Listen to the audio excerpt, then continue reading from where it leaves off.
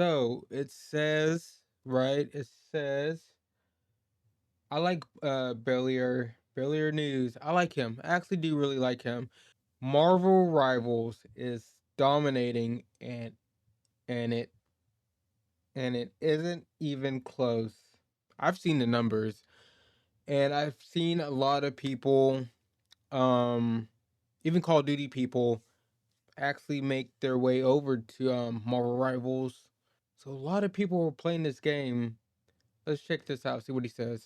We've all heard it said that hero shooters are a declining, oversaturated genre, and we know that there's a sizable graveyard. We just saw Concord die. But of course, that's an assessment that does not gel with Marvel Rivals' absolutely gigantic success. Because somehow in a year where everybody has been mocking publishers over hero shooters and generally just mocking a lot of live service titles, Marvel Rivals is absolutely thriving, and that is not an overstatement. It got 10 million players in its first 72 hours, and by now, it's actually hit 20 million. This is so much activity that Steam's backend even struggled, and for some developers, it broke. They were not able to access the Steam backend to update their stuff. And this was all timed with Marvel Rivals absolutely ramming Valve servers, and of course, their servers were getting rammed by both Tencent and NetEase because at the same time, Path of Exile 2 did happen to be doing quite well. So much so that together, Steam actually hit a new concurrency record of 39.2 million users online at once, which is crazy. But that's not what's truly noteworthy to me. A free-to-play game exploding and then... It's crazy. He just said it. So we have two free-to-play games, right? And they're in a genre that's already established, right? That a lot of people say, why do you keep making these games? They don't work. Well, especially for Marvel Rivals, you know, everybody questions when a company makes a hero shooter. It's played out. We don't want this or whatever. Well, this is proof that if you make a good hero shooter, and especially, I mean, it doesn't hurt that it has Marvel characters. That only helps it. So we have Marvel Rivals came out, a hero shooter that's doing gangbuster numbers. It's doing amazing, and I've been playing a lot of it. It is a fun game. And we have Path of Exile 2, you know, and that's a free to play game too. Well, it's not free right now, it's in early access, but in 6 to 12 months, it's going to be free. So both these games are free, doing these numbers, and it's blown out the competition, Overwatch and Diablo 4. It's just, it, it's wild. It's just, it, I don't know what to say. It's just wild, like, cause who would think like a new hero shooter would be this popular? Who would think that? Oh well, if you played PoE 1, you figured that it would take over Diablo 4, because even PoE 1 is better than Diablo 4. So that's obvious, but it just shows like if you know what you're doing, put a little bit of love in your game, you'll get a fan base, you'll get the audience, you would get people to come and play your game. You know, now we'll see how long Marvel Rivals will last. I expect it to, you know, hold steady for a while. It's a very fun game, and you have like I said, you have the Marvel characters. You know, who you can play as Spider-Man, Iron Man, all these Marvel, all of them. Shut the fuck up. Just falling to pieces or people quickly running away, a flash in the pan. That is not a surprise. It's actually what we tend to expect. And on the internet, when people tell you something is shocking, it's often hyperbole. Here, no, this is a shocking chart. This is the retention that we are seeing with Marvel Rivals, and this is genuinely impressive. And this is on It's Steam. essentially maintained its launch peak for an entire fortnight. This is a vanishingly rare achievement. It is absolutely stunning. The daily lows for this game are resting at 180k. And, well, they're good, the highs are good and regular, and I kind of remember the words of our erstwhile Prime Minister Theresa May, strong and stable. It's rare for a new game to be that strong and stable, and if you're Blizzard, you're absolutely going to be feeling a sting.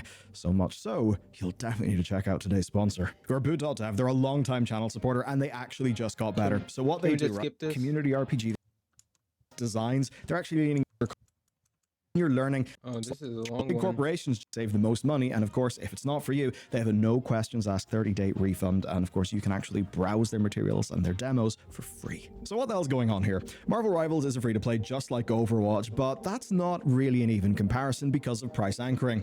Overwatch 1 was a paid game, and it was far less of a playable storefront than Overwatch 2 has ended up being, and that's what made Overwatch 2 sting. Of course, contrasted with all of the cool stuff that we were shown at BlizzCon that of course never ended up happening. With Rivals, well, it just has audience expectations being met. Everybody knows what to expect. I mean, for an extreme example, on this very channel, we caught a lot of flack for being harsh on the Delta Force microtransactions. To us, they were pretty damn bad microtransactions. That's why we criticized them pretty damn heavy in that video. But clearly, a lot of people didn't care at all, really. And I imagine it's because it was a free-to-play game, and it basically met their expectations. Delta Force is a good game too. By NetEase Games, they're a group who absolutely know how to retain players based on the countless large-scale free-to-play live service titles that they run, many of which are, of course, are on mobile, and, well, they have many investments in so many other games as well. Now, brand-wise, this has got Marvel, but it's got a flavor of Marvel that, at least from my outsider's perspective, doesn't seem tarnished by MCU fatigue.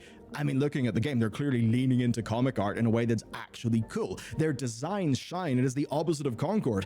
Concord's a game that did have a few banging bits of concept art, but my god, there are not even words to describe how badly that all translated into Sony Photoreal 3D. It just didn't work. But Marvel Rivals has another strength. It is not wholly original. All right. Can I just talk about Concord for a second? You know, I haven't talked about it on the channel, but not again. a lot of the character designs didn't look good. Some of them didn't look bad. Some of the weapon designs didn't look bad. You know, the girl with the SMG, she looks pretty cool. The one with the like crossbow looking thing, she doesn't look bad. You know, I just feel like with some of the character designs that people didn't like, and then some of the gameplay and the game modes, people just didn't like it. Like, I never played it. I wanted to play it. I try to play as many games as I can. You know, so when I talk, I know what the fuck I'm talking about. But I did see, like, in what was it, like in competitive, you pick one character, then after that round you can't pick that character anymore. That's fucking stupid. Like, why would you do that? Like, what was their thought process behind this game? Concord, like, it didn't make any sense. Like, I definitely know, like, with some of the character designs, I have to say, some of it was, you know, kind of going into that realm of being kind of woke. And we all know how people feel about that. But I'm more concerned about, like, the gameplay philosophy about it. Like, who came up with the deal? Like, yes, in competitive, let's make it where they pick their favorite character, right? They like to play with this character, but after that first round, they can't pick that character anymore. What the fuck? Like, who? So fucking stupid. And you may think that's me just absolutely launching into an attack, but look, it is pretty similar to Overwatch, but that's not really the main point. One person who did try to make a point in this, though, was Mike Ybarra, our dearly departed Blizzard president, who is still out there hunting down some tasty high-growth opportunities. He launched a rather infamous tweet. I'm just going to read it out for you, and hey, you gotta get it here because he deleted the original. Quote, "Looks like Overwatch Marvel rival ships tomorrow. I mean, even the character name, Widowmaker in Overwatch versus Black Black Widow and Marvel Rivals, lol. Nettie's 10 Bro, what is up with these people at fucking Blizzard? Like, we have him, then what when Path of Exile came out, what did he say? Like all ARPGs should be named what Diablo like? What is up with these Blizzard developers? They're probably losing their minds at the studio. Let's just say they're probably losing their fucking minds up there. Like they have two games that just demolish two of their biggest games. Like Overwatch just got stomped on by Marvel Rivals. Diablo 4 just got stomped on by Path of Exile 2. They are probably like panicking up there. and all the same. Oh, Mike. Mike kind of had a point buried through the stupidity, but the tweet absolutely is just him literally saying that Black Widow, a character introduced in the year 1964, was a Widowmaker knockoff, which is not true. You could maybe say his actual point, though, is the character kits. In a way, it makes the point he was trying to make, but it also shows why people are resonating with this game. Black Widow has got a rifle, it's got a scoped mode that does more damage, she's got a grappling hook. So yeah, she will totally appeal to Widowmaker mains. But take a look at gameplay footage they have added to the kit. You've got a knockback kick, you've got a melee baton plus charged plasma round, and it does come together to actually play differently. Now, I get why Ybarra tweeted, but the gameplay here is different, especially with its close-range, third-person brawl element that's going on. And that's the point. Rivals does not just copy, generally speaking, it iterates. Now, there's always going to be genre crossover. Maybe I'm going to take a look at, say, Paladins from Hi-Rez, but Marvel Rivals is different. Like Overwatch, it's got the split between tank DPS and support, and many of the 33 launch heroes do have direct crossovers, some that are absolutely leaned into. I mean, Black Widow probably doesn't need to be a sniper, and yeah, she'll definitely be like that to appeal to the Widowmaker mains. And some of them are inherent, like Hawkeye and Hanzo, who are both bow users, or Symmetra and Doctor Strange, who both use portals. But the thing that matters is that Rivals gets to cook with almost 70 years of inspiration and a wealth of real-world player experience from other hero shooters, and that means what we've got is a slick game that is an iteration rather than a clone.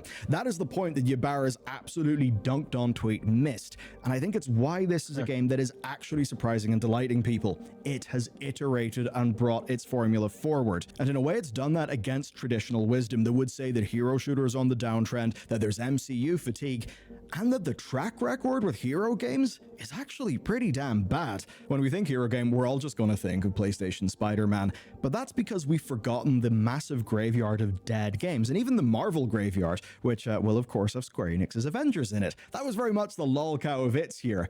But even good games that have got like big popular Marvel superheroes have failed to meet financial expectations. We've got two examples of this. One is Guardians of the Galaxy, and the other is Firaxis's Midnight Suns. I kind of want to play that too. Those were both really good, well-reviewed games that just didn't sell. And then, of course, there's the now rather end-of-life Suicide Squad Kill the Justice League. Before that, there's Gotham Knights. So it's not been a good time. By comparison, though, Marvel Rivals has got half of the internet standing Jeff the Bloody Landshark, who I didn't even know existed, and it turns out has only existed since 2019. So this is not a case of put heroes in it that people know and suddenly everyone will start playing. No, what they've done is they've nailed the basics. They have carefully chosen some deep pools, they've chosen things that everybody knows, and they've executed it all to an extremely high standard. The mechanical diversity of this game, especially considering that it's only just launched, is absolutely insane. And that's a large part of why people will play it over Overwatch. One team can have, let's see, a teleporting ninja fight, multiple flight-based characters, web swingers, and where the web swinging actually feels good. If you've got Rocket and Groot, then you actually get an entirely new ability and game-wide mechanic on top of your existing set. And to quote from the game's director, the awesomely named Thaddeus Sasser, well, he basically said this: "I don't know about you, but when I heard the concept of the game, I was like, oh my god, I want to be Storm in a game. I want to be Doctor Strange in a game. I want these heroes in the game. That sounds awesome. And of course, my mind immediately leapt to all the cool possibilities you could have with that. And that seems like a very trite thing. I mean, of course he's going to say he's the director for the game. And it's absolutely not a fair one-to-one comparison, but do you know what appears in my head?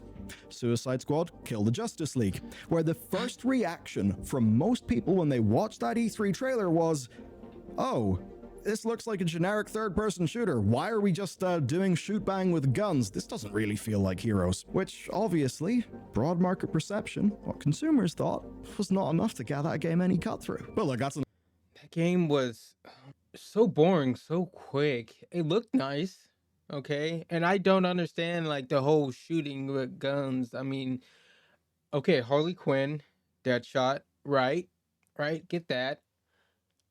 King Shark should have his own weapon, not guns, but like melee weapons or something. Like he gets gauntlets for his fist. I don't know, something cool. Boomerang. Well, he gets boomerangs to throw around. He doesn't get guns. He gets boomerangs. Then he has like the Speed Force gauntlet. Do something with that. They weren't very creative, but didn't they say they wanted to make this game? Like they weren't forced to make this. If that's the case, like why couldn't you be more creative? You know, you're making a superhero game. You can do a lot with that. You can still make it a loot based game, you know? And like all like loot based games, like a lot like I believe like part of what keeps people coming back, it's not just the weapons, but it's also like your gear, your armor and stuff. Cause when they make these based games, you just get like modules. It doesn't change your appearance. The only way you can change your appearance are with costumes. And with costumes, they mostly make it microtransactions. You know, I feel like they always mess up. That's why I feel like the reason Destiny is so big, because you just don't have customizations with the weapons, but also with your armor, and just not with the with the stats, but with the look. Guardians and Destiny 2, they can look so much different with the different pieces, with the different colors and everything. And a lot of these loot based games, looter shooters, live service, they don't do that. It's just like, well, you have your base skin and you can just put in modules or whatever to enhance your skills and your abilities and stuff. If you want to look different, you got to pay for it. And it's like that kind of sucks. That takes a lot of the replayability out of the game. It just does. It just can does. I mean, yes, Suicide Squad looks good. About It's fun to play for like the first 2 to 3 hours, you know. After you beat the story, you're definitely not going to play it anymore because it's very repetitive, and you get the same weapons over and over again. It's like it's nothing to the game. But anyways, I keep rambling on. I'm sorry. I'm probably gonna have to cut this video up on YouTube so much, but sorry. broad market perception, what consumers thought, was not enough to get that game any cut through. But look, that's enough lavishing this game with praise. Let's get back to business, especially because there's a statistic that puts this whole thing in context. Matt Piscatella's got 2 decades of industry analysis experience. He's the executive director of Circana. They're a long-time analytics firm. They are not small. You actually may know one of the companies they just acquired, Nielsen, as in Nielsen of television ratings fame. So they're a big fish with massive corporate clients. Literally, their stock in Steam trade is actually having good analytics. And what's great is Matt shares loads of games data in public. This chart shows the percentage of weekly actives by game title, and better than anything, this shows just how winner takes all this industry is, because we can see that the top 5 games hold 75% of audiences, like just by player numbers. And if you're an indie, in a way, that's okay because you're fighting for the 25% of the audience, not the big 75%. You don't need that insane level of scale to be successful. But if you are a major AAA live service, you need to make a dent in that 75%. You need to fight with those games that are taking so many people in an absolute winner-takes-all industry. And of course, it's failing to do that that leads to the likes of, say, X-Defiant going under the way that it did, Concord immediately dying because there was no real universe where it was going to get itself to where it needed to be. And it's in that context that Rivals is actually impressive, because in a winner-takes-all industry, it has managed to get cut through. And this is what their director had to say. It's pretty wise.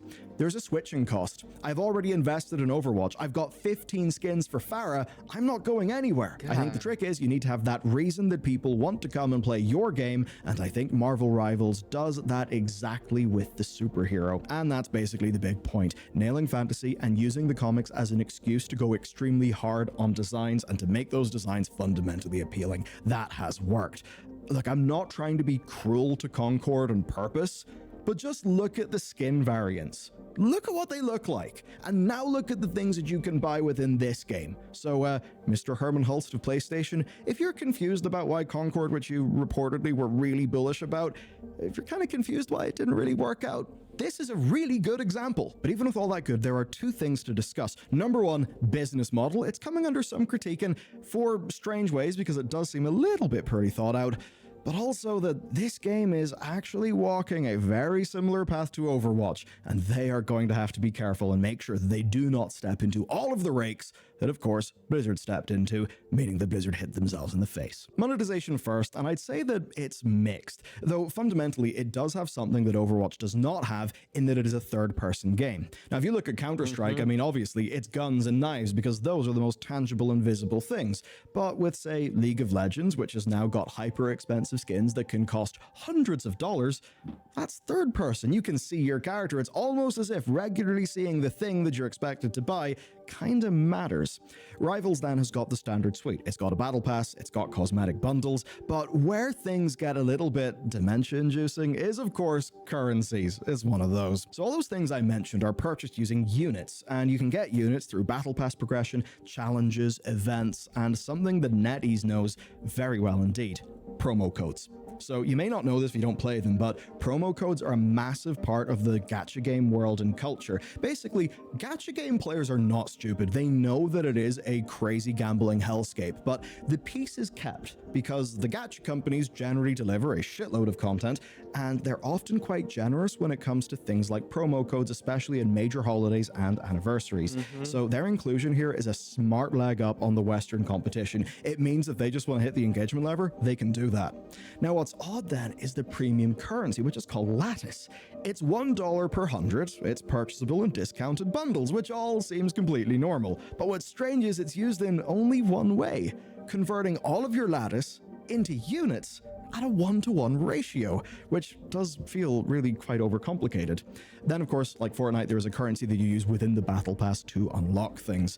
Now, I have noticed pricing is raising some eyebrows. I mean, yes, things are extremely expensive in free-to-play games. You're basically looking at bundles costing $20 worth of units or $35 worth of units if it is an MCU thing. And of course, to explain the MCU thing, well, obviously, the mouse has got to get its cut.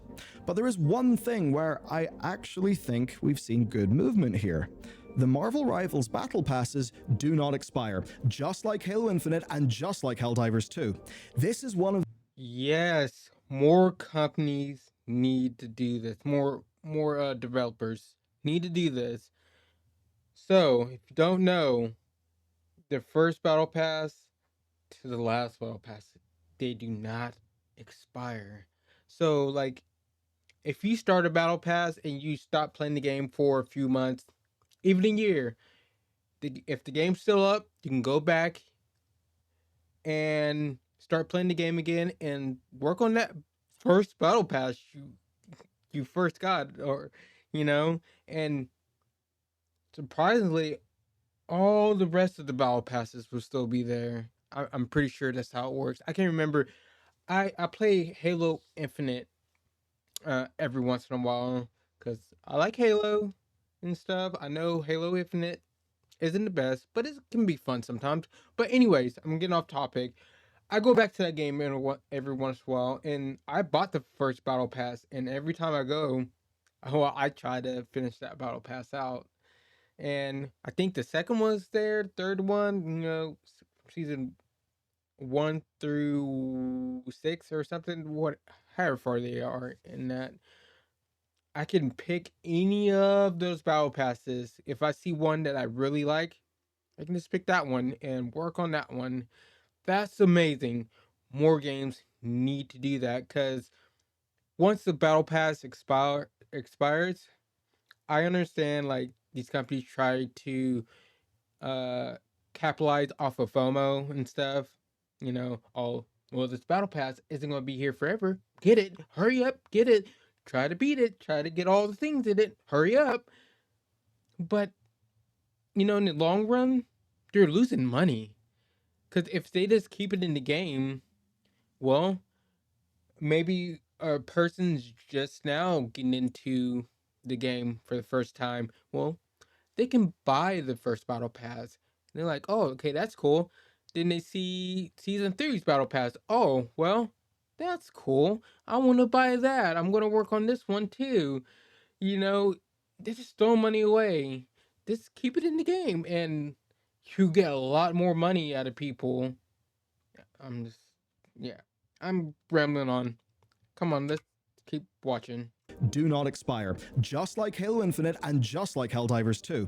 This is one of the things that I have been hammering on about for quite a while now in the industry. I think that expiring battle passes, say in Overwatch 2 and so many other games, are basically tantamount to FOMO exploiting pseudo theft. I mean, the idea that you could buy one of these things and then it'll just go kaput, and that they Yeah. actually weaponize FOMO to sell you progression through the thing that you already bought. Because whenever you buy a battle pass, yeah, you might intend to finish out the thing, but life can get in the way. If that happens in this video game, you're still going to have your battle pass. You will not have been screwed. Blizzard will happily screw you in all of their games with the way that they do their battle passes. So this is absolutely a good move, and I hope that a real major game that is doing numbers like this, implementing this type of battle pass, actually gets rewarded, because this is what needs to be the norm. So overall, it's mostly standard, a little bit of a mixed bag, but they have made a major piece of progress. The next thing to talk about then is the challenge of running a game like this, because already they are seeing cries and demands from players for the sorts of features that some people in Overwatch loved and others didn't. Launch Overwatch 1 was a blast. It was an often busted blast, and many of us experienced that with the classic event. Now, with top-down pressure to focus in the Overwatch League and an internal desire to actually make Overwatch 2 PvE instead, so that they could have a stepping stone to something that would approximate Project Titan, the failed MMO, it's safe to say that Overwatch struggled with direction just a little bit. That still is playing out today, where Overwatch has basically morphed into its PvP self, and if you had hopes for anything else, well man, that just sucks. Now, Rivals is a bit like launch Overwatch. Some shit is completely busted, and it's a bloody good time that's thrilling players, but it does mean they're seeing similar pressures. A lot of people want some form of role log. They will also want some form of role queue. How are they going to deal with this? And I say that because we've All right, all right. I've been hearing a lot about this, about the roll lock and queue and everything. Yes, they should have it in the game. Hold on. Give me a second. They should have it in the game, but only for competitive. The standard mode, the quick play, whatever. Don't put roll queue in that, or roll lock. Don't do it. Put it in competitive. I will be perfectly fine with that. And a lot of people probably would too. Have a balance. Don't make this broad blanket um well what's what I'm looking for, patch to the game, because it will take a lot of the fun out of the game and quick play if you have roll lock and roll queue in the game. put that in competitive. I understand it in competitive, and most likely, if you're playing competitive, you're already in a team. You already have your characters and everything. But this let us have us fun, our fun in quick play. You know, it's not. It's stupid fun, and you're gonna have your team sometimes is all DPS, DPS healer, no tank. Yes, you're gonna have that. Some people are smart. Some people get off some characters and fill that role that needs to be filled. Sometimes people are just stubborn, but that's just the way it is. So please, please, developers, don't put you know role queue or no role lock in the whole game. Put it in competitive. You know. Typically seen live service shooters through a ranked progress first esports focused lens, something I see a lot of pushback to in comments of our videos. So navigating that is going to be a challenge here, especially because they have got such a broad audience. An audience that, in terms of its dynamics, I would say is far closer to the Overwatch 1 ginormous audience than the far smaller and I suppose more clearly competitive PvP focused Overwatch 2 audience. Now, where Overwatch was torn between multiple directions, it's clear that things are going to be a little bit different here because this game is launching the way that it was intended. It's got 3-month seasons, multiple maps and heroes a season. That's the way that the thing is set up. They also get to have obvious marketing around films, major comic things, games, but right now, its real strength is a distinct lack That looks of so a cool. I want that skin. calcified ranked PvP focused culture, which is what's set in Overwatch 2, where of course lots of people within that culture don't agree with each other on what direction the game should go in. And what that essentially means to me is that in terms of gameplay, this is the inheritor to Overwatch 1's crown. Now, from a world building perspective, it is not an inheritor to Overwatch 1, and that is the thing that's tragic about Overwatch 1. So many people fell in love with the world only to be profoundly let down, where the Overwatch world has basically just turned into an excuse to have branded crossover events. We live in hell. But at least if you like that gameplay, you've now got a game that seems catered to you.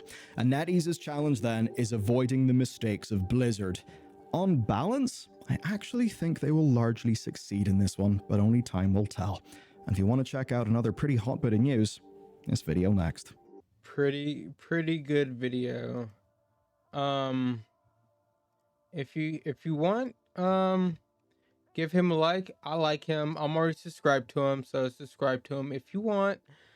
It's all up to you. I'm not gonna force you to do anything, but I'm not gonna keep this, too long. I already pretty much said what I wanted to say during the video, but um, one more thing, please, developers for Marvel Rivals, don't put, role lock or role queue in the casual mode.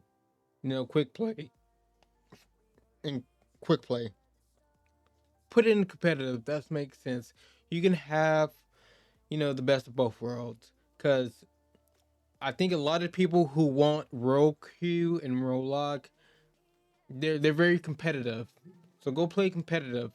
Let people who just want to have fun and play with the characters they want to play with have fun too. But anyways, leave me like, uh, leave a comment, subscribe, and let me know what you think about the game, about Blizzard, about NetEase, uh, about how they're basically getting stomped out on two fronts. On the hero shooter, and on the ARPG side things. I want to hear your opinion. But with that said, I'm out. I'm not going to keep this video too long. I always like to ramble, but everyone have a good day or night whenever you're watching this. Peace.